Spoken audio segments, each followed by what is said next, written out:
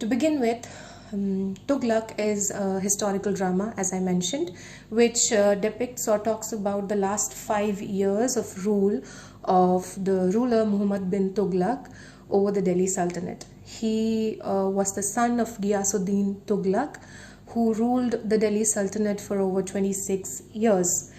And Tughlaq in history is defined as Muhammad the Mad, because of the fact that he exhibited a dual personality or personality characteristics or traits that go against each other, that are considered to be contradictory from time to time.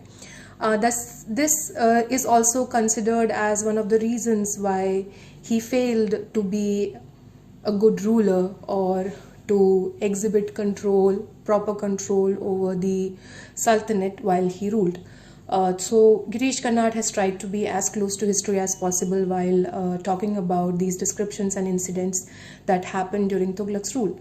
So if we discuss about what are the major themes that the play focuses on, the first thing that comes to mind is the talk about power. Muhammad Tughlaq, once he becomes the ruler of Delhi Sultanate, we see in the text that he is an idealist. He has a lot of visions that he wants to fulfill, and he has the power to execute these things as well.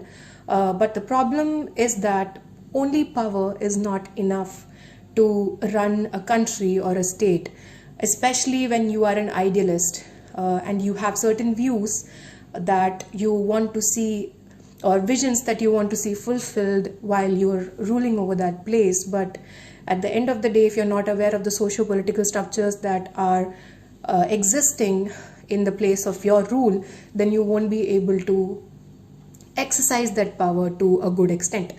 So this issue is discussed in the play, where we see Tughlaq exercising his power in a lot of different circumstances, wherein he goes ahead and murders people who cause him the slightest inconvenience, which is understandable as the ruler of a place, that if someone plots against you, you're going to exercise the power of getting them executed.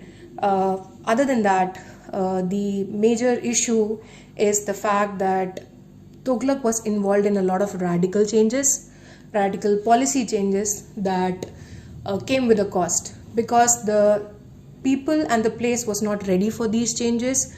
But Tughlaq's vision was to bring about these things, including the change of the capital from Delhi to Daulatabad, as well as the introduction of copper coins.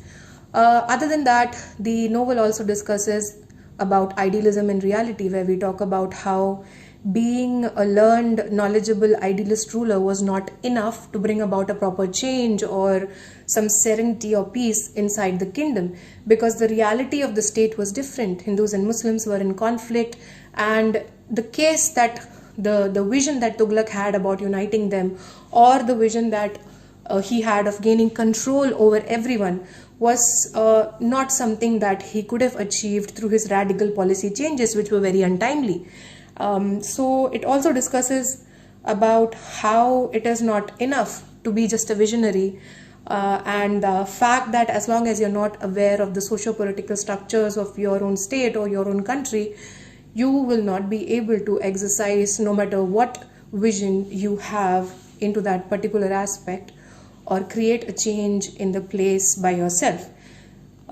So in short, these ideas depict how Muhammad bin Tughlaq, despite being a visionary, despite being a learned and knowledgeable man, was not able to exercise the necessary power or the necessary ideas or take the right steps that could have helped bring back or bring together the populace.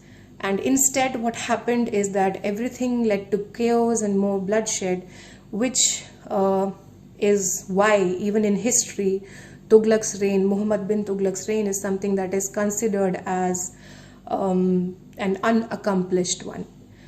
So I'm hoping that this was a session which was at least a little insightful. So thank you so much for listening to me, and I hope you have a great day ahead. Thank you.